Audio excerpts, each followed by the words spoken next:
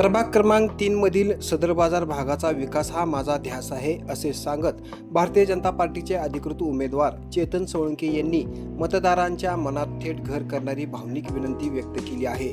माझ्यासोबत उभ्या असलेल्या मित्रांची साथ, ज्येष्ठांचा आशीर्वाद आणि प्रभागातील नागरिकांचा विश्वास हीच माझी खरी संपत्ती आहे।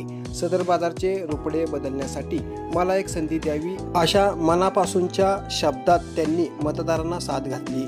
सोळंके यांनी पुढे सांगितले की खासदार उदयनराजे भोसले व सार्वजनिक बांधकाम मंत्री शिवेंद्रसिंहराजे भोसले यांच्या नेतृत्वावर प्रभागातील नागरिकांचा वाढता विश्वास अधोरेखित केला।